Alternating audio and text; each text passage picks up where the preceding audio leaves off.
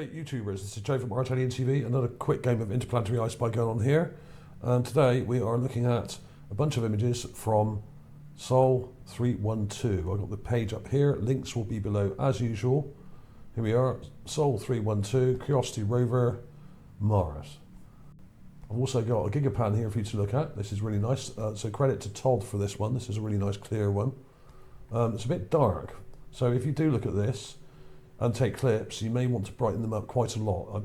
I wouldn't make one this dark personally, but what you gain in some areas, you lose in others, because what it does, it shows some details really well when you darken these.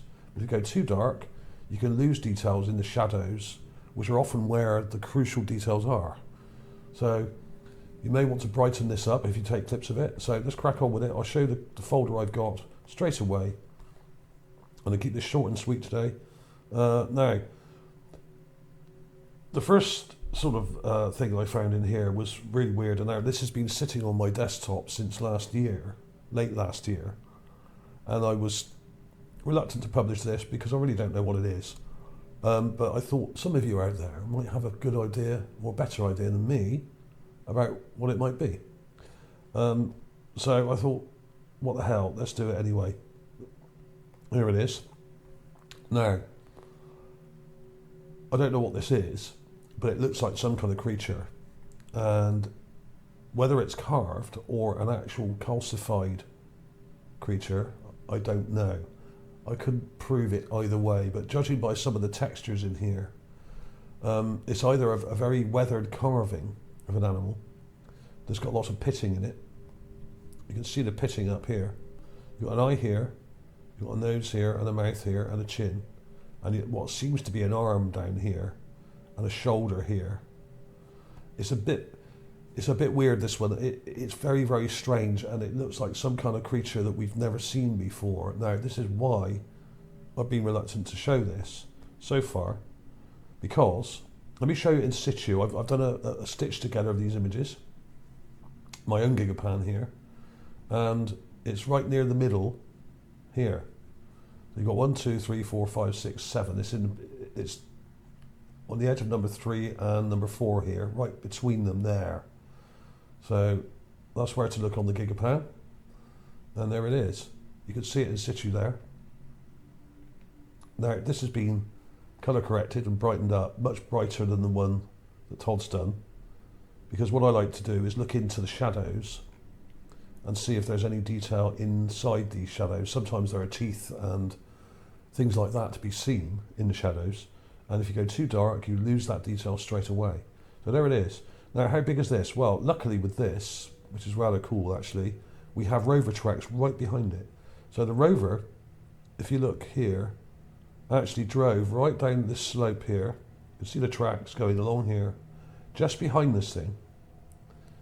And there's a ridge of rocks up here, so it went between the ridge and this pile of debris and crap here. It drove down here, down to the bottom.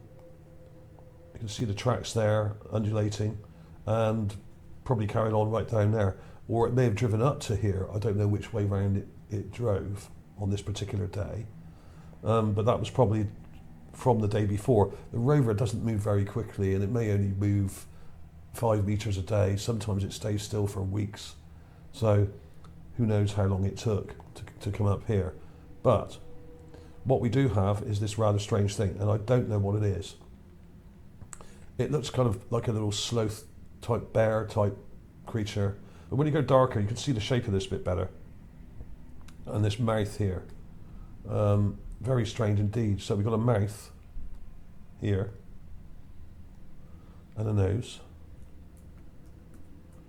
an eye here, and what I think may be an arm here, and coming up to here like this, perhaps. It's really hard to work out, but there seems to be some detail down here, like fingers or something. It's like an arm, and it seems to be holding something here. So this may well be a statue that's heavily eroded. Of course, if it's a statue of an animal we don't recognise or know of, then we would not know it was a statue. This is the problem. but it does look like a statue that's heavily eroded to me. So we've got the chin here, the mouth, and nose, head coming up over here. There's a bit of detail there, I don't really understand what that is. There's the eye. So that's what I'm seeing. Now, I could be wrong, of course, because the image quality isn't brilliant, as is often the case with these. The images, some people say that these NASA are hiding loads of things in these images. Maybe they are, but I don't really see much evidence of that. What they are doing is downgrading the images in such a way that a lot of the detail gets lost and things are difficult to see. Now, just because things are difficult to see doesn't mean they're being deliberately hidden. They're difficult to see, A, because of the colour filtering, which you could say is deliberate, but just because you're not necessarily finding things, you shouldn't assume that the reason you're not finding anything is because it's all been hidden from you. What you should be doing is finding things and then trying to work out what they are. There's no point in arguing or worrying about what may have been hidden or what should have been there all the time. Sometimes you can see blatant examples where NASA or JPL have removed information or covered it up. But a lot of that, I really do think that most of it is purely down to the image processing and the way that the images are downgraded. I really don't think they've got time to go into these images and start removing bits of detail just because, but leaving in other blatant details. Now, if they were going to be removing things, they would remove everything, or they would fake the images somewhere where there's nothing that needs to be covered up, i.e. a desert somewhere which has been cleared of all artifacts and animal remains and skulls and bones and everything like that. That's where they would shoot it, but they haven't. This is Gale Crater. We're seeing very strange animals here that don't exist on Earth. Some of them look similar to our animals, but many of them are very strange. Now, the only thing I can compare this to is a sloth or some kind of weird creature here.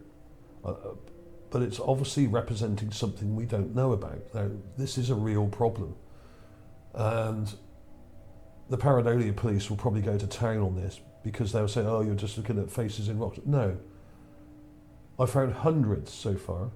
I found hundreds of skulls and statues.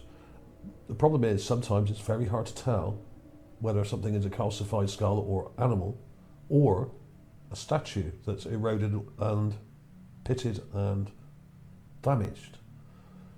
This is what this channel is for. We're going to try and work out the difference between the two. Now, there are some tantalising details in here. Let me show the folder. I'll show you this again because if you look at this enhancement, I've taken a bit of time to actually get the contrast just right here. And you can see in the raw image that there's texture to it. And if you look at where my cursor is on the right here, you can see this texture around the edge. Now that, to me, looks like fur. A bit like the small bear creature that I published a month or two ago. This thing has got texture in it that looks very much like fur that's been calcified and preserved. I could be wrong. There's not quite enough detail in this one to actually say either way, but it does seem to have an arm and a body and a head. Just because we don't understand what it is, what sort of creature it may represent, or being, does not mean it is not a being. This is why an open mind is required for this sort of research, okay? As I've said many times before, you need an open mind for this kind of research, otherwise you're not going to get very far.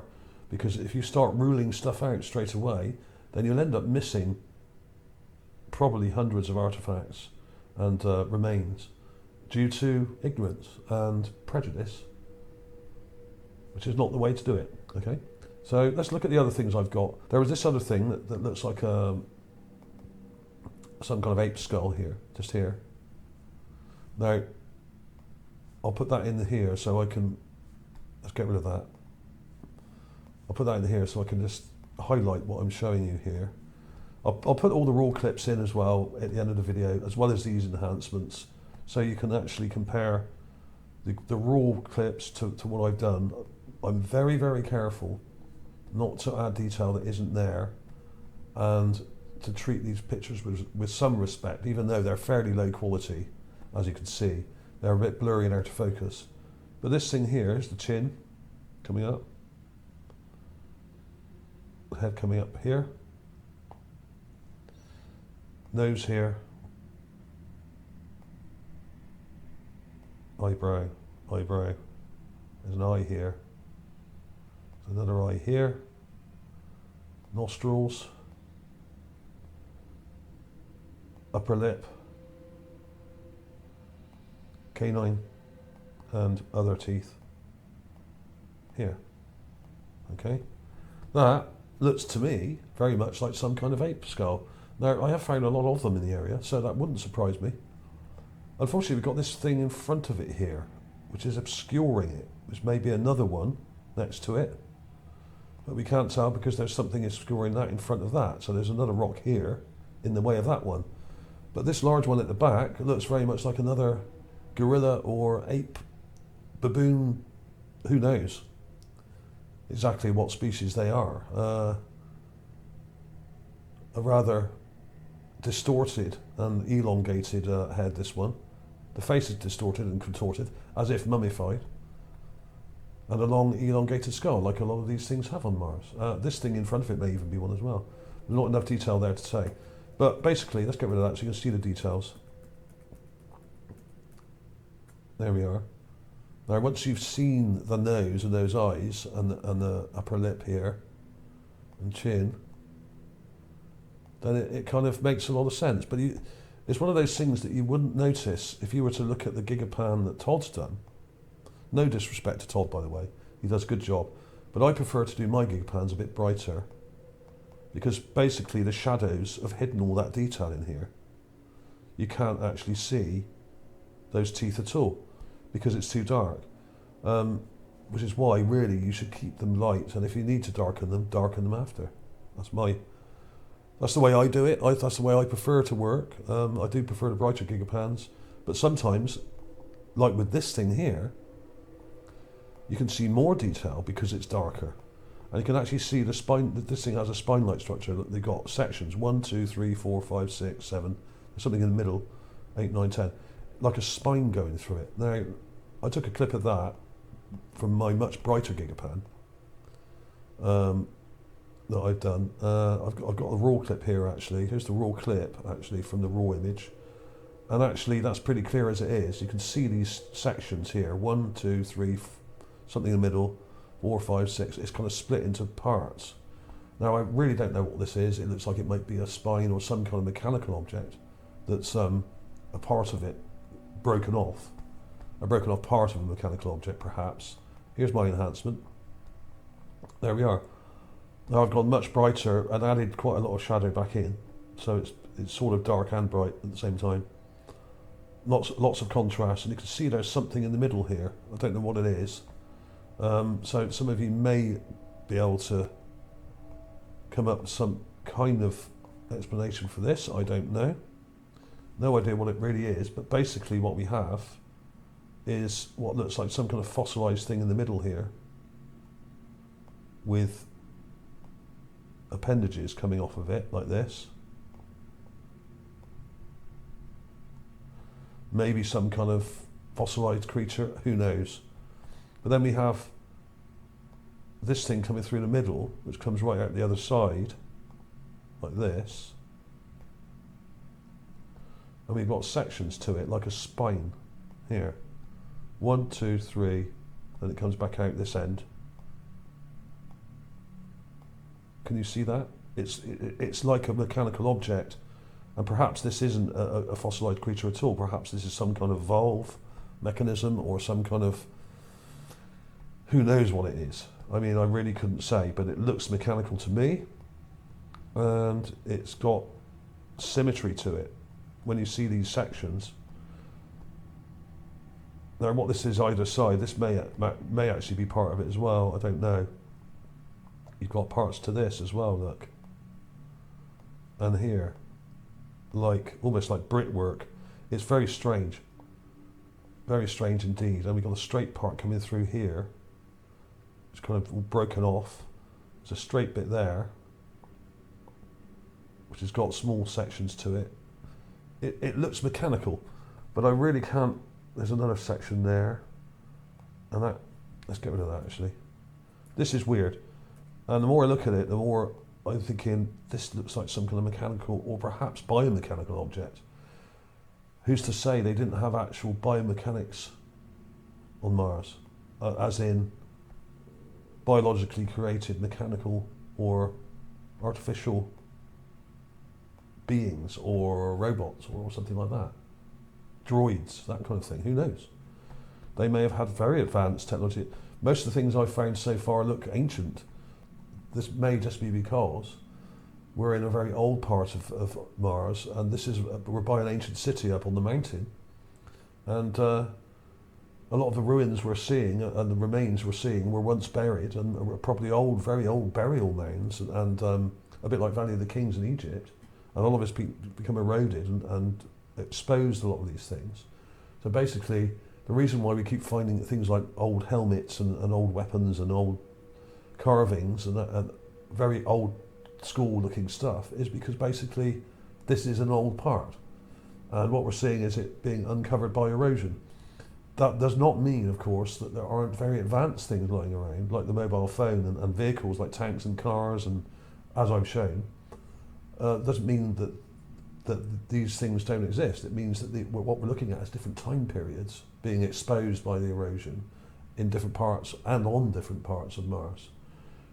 Okay, so this may well be something quite modern that's heavily eroded and was broken and eroded away, and we're seeing perhaps it was encased in clay. This may be clay on the outer edges here.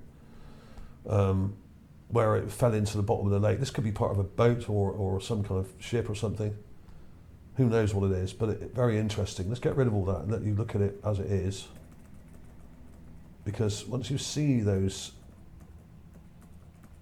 divided spine-like structures, then it kind of makes more sense when you look at it further back as well. So there we are. What the hell is that?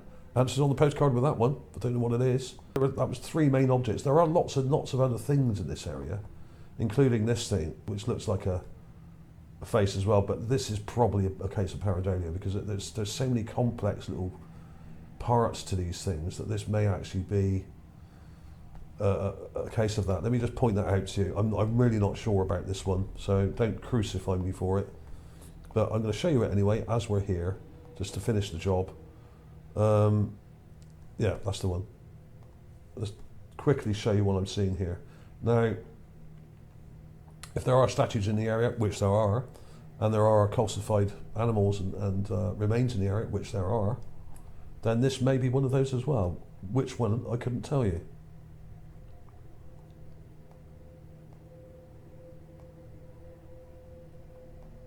Interesting.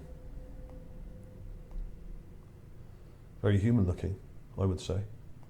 And you've got some tantalising eye detail in there. When you get in close, the head comes up here like this.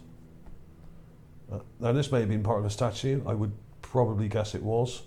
There are lots of strange carvings of people and gargoyles in the area. Now what they are for, a lot of them represent a demigod from Egypt called BES. Now BES was like a little gargoyle type, little bear kind of demigod. The Christians used to think he was some kind of demon. He wasn't a demon, he was a demigod. He used to guard against evil spirits. And this is why we have these little gargoyles on churches and religious buildings. And they were there to ward off evil spirits, okay? And in ancient Egypt, they would have a little carving of BES about 1 foot tall, like a figurine, and put in near the front of the house, guarding the door, either outside or inside the door. Now, this is what we still do now. We still have lots of houses. They have like carved lions on the front, or more grandiose houses would have gargoyles and stuff like that as well. And they're still used today for the same purpose. But people don't realise where these things come from. They come from many, many thousands of years ago. So this may explain why we're seeing so many weird things on Mars, because what these may be are carvings that guard entrances to structures, either buildings that were here or buildings that are just underground here. So these could mark entrances to buildings which are now covered up largely. Okay, so that may be why we're seeing all these kind of weird heads and gargoyles that we can't quite get our head round, because they're rather ugly and strange looking, a lot of them. But what it looks like to me is a representation. This one not so much. This one looks more human looking.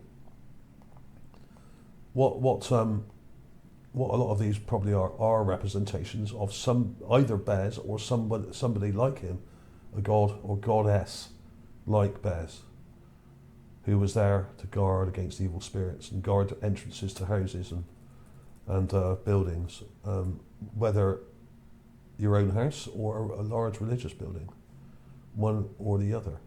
So not sure about that. It's a bit vague, and the image quality is a bit too far away and not quite in good visual range, that one.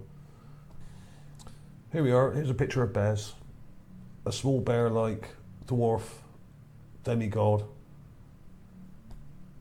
depicted in lots of different ways, especially in Egypt. But there we are, there's BES. Now that looks similar to some of the weird little creatures that we're seeing on Mars, which are probably carvings of a similar demigod or something, a lot of them. And in fact, that may be what we're looking at today. So a very interesting little creature, demigod with a beard and big ears and a sort of bear-like features, but with a muscular little body. And some interesting details. Really, really cool, actually. And some of the carvings of this dude are really interesting.